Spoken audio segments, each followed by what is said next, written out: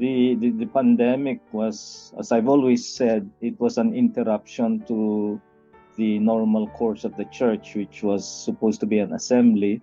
And yet, by the grace of God, we were enabled to still gather, or not gather, but to have a regular meeting via online. But it was, as I've always reminded the church, we should not take it as a substitution or an alternative.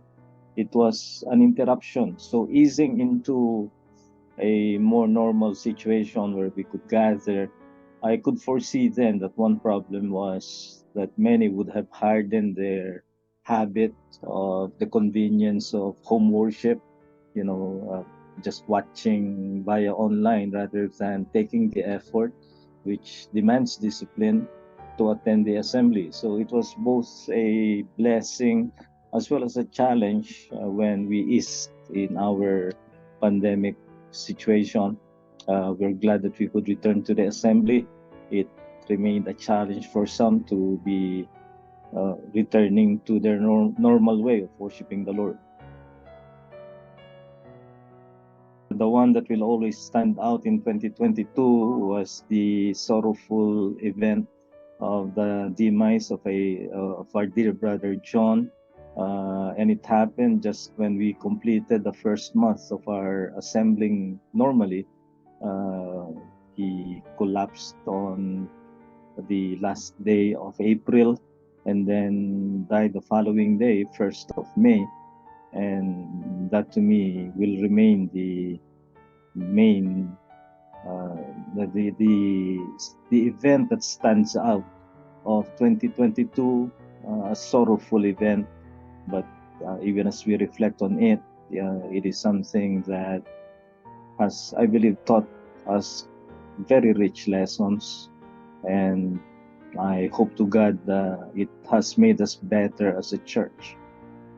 I call the theme of this anniversary as based on 2 Corinthians 6:10, the words of the Apostle Paul, as sorrowful yet always rejoicing, which I think pretty much reflects what we have gone through.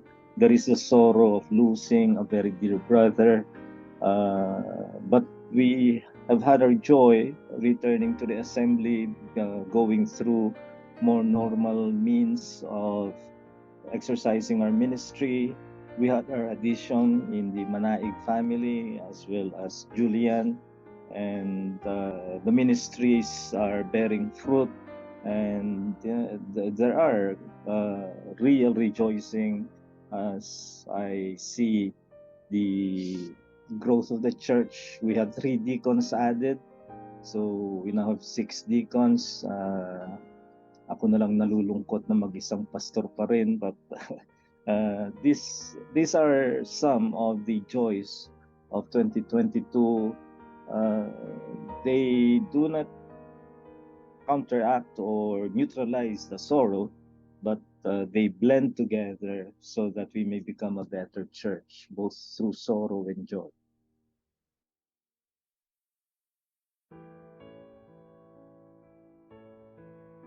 The future is always uncertain as far as what events we can anticipate to take place. The Lord always is sovereign, and in His sovereign providence, He reserves events that we can never predict, and that alerts us to always be in the spirit of dependence upon Him, so that whatever happens, we are dependent on Him.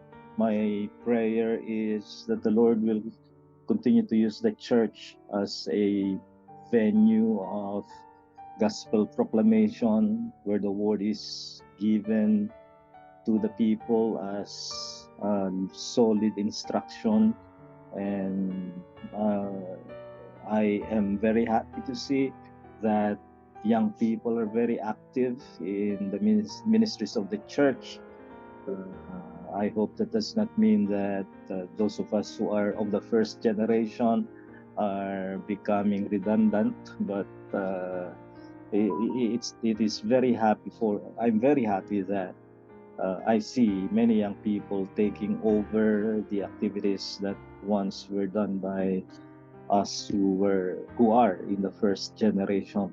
So looking into the future, my hope, my prayer is that I see the young people continuing to grow and being ready to take over the leadership of the church.